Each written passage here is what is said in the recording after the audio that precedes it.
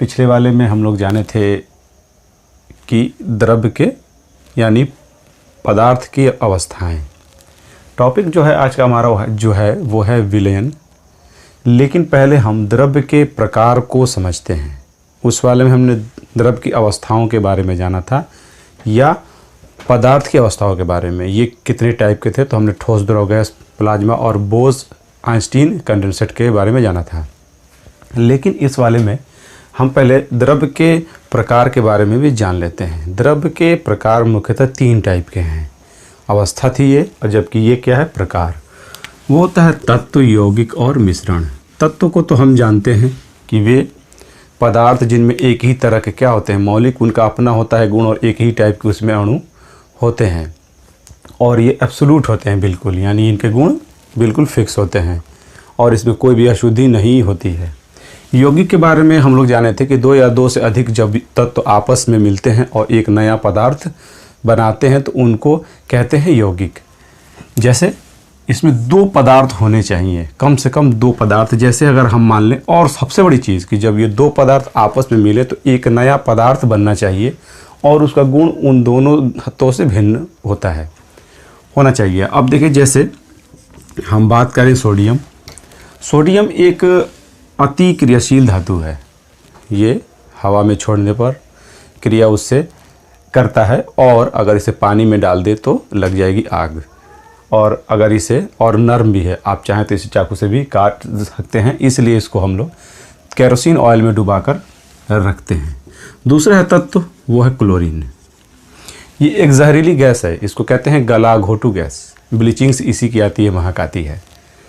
एक ये धातु है और एक जहरीली गैस है। इसका रंग पीले रंग का होता है, पर ये दोनों अगर मिल जाएं तो बनता क्या है, नमक। सोडियम क्लोराइड, कॉमन साल्ट या टेबल साल्ट, इसी को कहते हैं, बनता है। अब ये बना क्या, यौगिक। पहले हम इसे समझ लेते हैं, तब हम विलयन के बारे में जानेंगे। यौगिक, ये धातु और ये जहरीली गैस, क्रियाशील ये है धातु, जबकि न इसी का इसमें गुण है न ही इसी का इसमें कोई गुण है। दोनों गुण क्या है, भिन्न भिन्न है।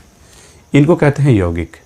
यौगिक की सबसे बड़ी खूबी क्या होती है कि ये अपने मौलिक पदार्थों से इनका गुण क्या होता है, भिन्न। ये चीज़ था। और अगला है इसमें, उसको कहते हैं मिश्रण।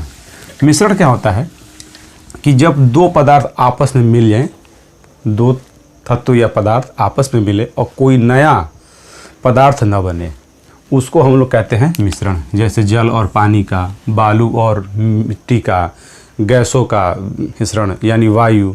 ये क्या है कि जैसे अगर हम जल और इसमें हम मिला दें चीनी, ये क्या बनेगा, ये बनेगा शरबत बनेगा। पर चीनी को अगर आप इसे सुखा दें तो जल अलग और चीनी अलग, इस तरह नया पदार्थ इसमें नहीं बना। इसको हम कहते हैं मिश्रण। अब देखिए, मिश्रण 2 ही टाइप के होते हैं। मिश्रण के 2 ही हैं प्रकार। कौन कौन से, तो एक को कहते हैं समांग मिश्रण और एक को कहते हैं विषमांग। विषमांग मिश्रण 2 ही टाइप के होते हैं।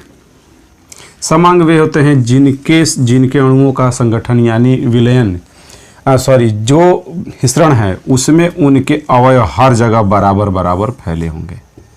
जैसे जल और चीनी का विलयन हर जगह बराबर फैले होंगे और ये स्थायी होते हैं। ये कभी भी इनका मिश्रण आपस में अलग नहीं होगा, अपने आप, बिना किसी क्रिया द्वारा। विषमांग वे होते हैं जिनमें 2 पदार्थ आपस में तो मिले होते हैं, पर सबसे बड़ी चीज़ क्या होती है कि इनका संगठन निश्चित तो होता ही नहीं है, लेकिन क्या होता है कि ये बाद में अलग अलग हो जाते हैं। और जैसे जल और बालू का मिश्रण, इसमें क्या है कि अगर हम बालू को किसी बीकर में रख दें और कुछ देर बाद वो क्या होगा, नीचे बैठ जाएगा। तो इसे कहते हैं विषमांग और इसे कहते हैं समांग मिश्रण है। आज हम केवल समांग के बारे में पढ़ेंगे और वो जो समांग है, समांग का सबसे अच्छा उदाहरण है विलयन। इसे सॉल्यूशन कहते हैं, जो ये है। आइए हम इसके बारे में हम जानते हैं। देखिए विलयन क्या है। विलयन में दो ही चीज़ होती है, एक पदार्थ होंगे दो और उनका एक अनिश्चित अनुपात होगा। यौगिक में क्या होता है, निश्चित अनुपात होता है, पर मिश्रण में निश्चित अनुपात नहीं होता है। अनिश्चित अनुपात होगा और मिलेगा और बनेगा क्या वो, और ये बनेगा समांग, समांग मिश्रण होगा ये, तब ये बनता क्या है, विलयन। विलयन बन जाएगा। इससे परीक्षाओं में सवाल हैं, उसे जानिएगा कौन कौन से। इस तरह से ये क्या बनेगा, समांग मिश्रण। दो चीज़ें इसमें। विलयन के गुण क्या है, सबसे बड़ी चीज़ तो विलयन जो होते हैं, इनके अणु जिस पात्र में रखे हुए हैं, जहाँ पर भी हैं, चाहे कोई बोतल हो, चाहे कोई भी चीज़ हो, बोतल हो, उसमें रखा हुआ है, उसके अणु इसमें दिखते नहीं हैं हमारे आँखों से, काफ़ी सूक्ष्म होते हैं। और इनके मिश्रण के अणु हर जगह बराबर फैले होते हैं, दूसरा गुण है इसका। और मिश्रण गैसों, ठोसों और द्रवों में आपस में हो सकता है, और मिश्रण में कई भी पदार्थ मिलकर मिश्रण को बना सकते हैं। मिश्रण में सबसे बड़ी चीज़ इसका संगठन दो चीज़ों से है। इसके संगठन में दो बातें आती हैं। एक को कहते हैं विलेय, गौर से इसे सुनिए, विलेय। एक को कहते हैं विलायक। मिश्रण विलयन, विलयन में दो ही चीज़ें होती हैं, एक विलेय और एक विलायक। जिसकी मात्रा कम होगी वो होगा विलेय, इसकी मात्रा क्या होगी, कम। और जिसकी मात्रा क्या है, अधिक होगी, वो क्या होगी, विलायक। विलेय वे होते हैं जो खो जाते हैं, और विलायक वे होते हैं जो उसको अपने आप में छुपा लेते हैं, वो विलायक कहलाते हैं। जैसे आप मेले में हैं और मेला बहुत बड़ा लगा हुआ एक एरिया में, आप गए और इसमें खो गए जाके, मेला क्या होगा, विलायक, और आप क्या होंगे, विलेय होंगे। ये इसकी धारणा है। मैंने ये एक उदाहरण दिया है। विलयन जैसे हमने क्या ले लिया, जल, और जल में हमने एक विलेय डाला, एक चम्मच क्या डाल दिया हमने, इसमें चीनी डाला और इसको घोल दिया, और इसमें चीनी घुल गया। पानी ज़्यादा था, वो 1 लीटर था, और जबकि जल क्या था, 1 चम्मच था। इस तरह से जल 1 लीटर और चीनी 1 चम्मच, इस तरह से क्या हुआ, इसमें घुल गया। तो ये जल क्या हुआ, विलायक, और ये क्या हुआ, विलेय। जिसकी मात्रा ज़्यादा होगी वो विलायक होगा, जो कम होगा वो विलेय होगा। जैसे ये है, मान लीजिए ये 1 केजी क्या है, चीनी। गौर से समझिए बात को। और इसमें मैंने 1 चम्मच पानी डाल दिया लाके इसमें, तब इस अवस्था में क्या होगा, पानी विलेय होगा और चीनी क्या होगा, विलायक। इसकी मात्रा ज़्यादा हो गई। जैसे स्पिरिट है, स्पिरिट में क्या होता है, 10% जल और 90% अल्कोहल है, 90% अल्कोहल है। इसमें जल क्या है, विलेय, और अल्कोहल क्या है, विलायक। मिश्रण समांग होना चाहिए और 1-2 पदार्थ इसमें होने चाहिए, और इसमें एक विलेय होगा और एक विलायक होगा। ये परीक्षा में ये सवाल है। उसके बाद उसके बाद विलयन कितने टाइप के होते हैं, या विलयन के टाइप न जानिए, विलयन की सांद्रता को जानिए। विलयन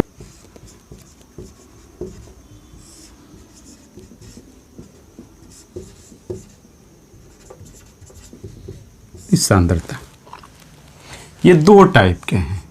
एक को कहते हैं संतृप्त, एक को कहते हैं असंतृप्त। संतृप्त का मतलब ये होता है जिसमें अभी संभावना बिल्कुल भी घुलने की न हो, यानी विलायक में विलय की घुलने की बिल्कुल संभावना न हो। जैसे हम एक गिलास लेते हैं, जब शरबत बनाते हैं तो हम इसमें पानी में क्या डालते हैं, चीनी, चम्मच से चीनी डालते हैं और वो चीनी उसमें घुल जाता है। पर एक सीमा के बाद चीनी उसमें घुलता नहीं है और नीचे बैठने लगता है। इस तरह ये विलयन की क्या है, सांद्रता, और वो अवस्था क्या है, संतृप्त। संतृप्त का मतलब भर जाना। जैसे हम 10 रोटी खा ली और हमारा पेट भर गया, अब नहीं खाऊंगा, उसे कहते हैं संतृप्त कहते हैं। और संतृप्त का मतलब विलायक में विलय की अभी संभावना है घुलने की, उसकी घुलने की संभावना जब तक है तो उस अवस्था को हम असंतृप्त कहते हैं, और जहां घुलना हुआ बंद संतृप्त हो जाएगा। दूसरी चीज आती है क्या, कि विलयन में विलायक कब तक घुल सकता है, तो वो सबसे बड़ी चीज है ताप। किसी भी विलयन में कोई विलय तभी घुलेगा जब उसका ताप उसके लायक हो। यानी अगर तापमान बढ़ता है तो जो पदार्थ पहले से, जो विलयन पहले से संतृप्त है, वो क्या हो जाएगा, असंतृप्त हो जाएगा।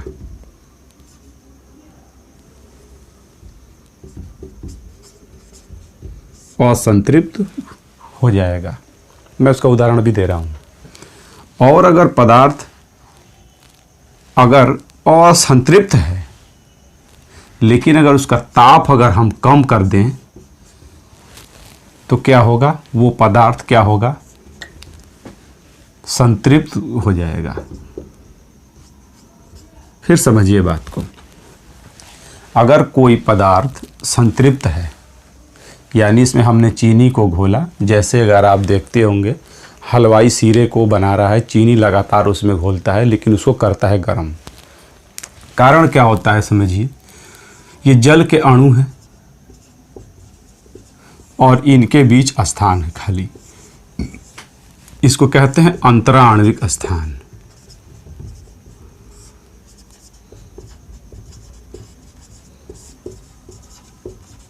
अंतराण्विक स्थान कहते हैं। जब इसको तापमान देते हैं तो ये फैलता है, और इनके बीच के जो गैप होती है, ये जो गैपिंग होती है, स्थान जो खाली है, ये और बढ़ जाता है, जिससे पदार्थ तापमान बढ़ जाने से वही संतृप्त पदार्थ क्या हो जाता है, असंतृप्त अवस्था में आ जाता है, और उसमें चीनी को घोलते हैं हम। इसलिए गर्म पानी में चीनी ज़्यादा घुलता है, क्योंकि उसके अणुओं की दूरी दूर दूर होती है और उस बीच में स्थान खाली होता है, जिससे चीनी उसमें घुल जाता है और ज़्यादा।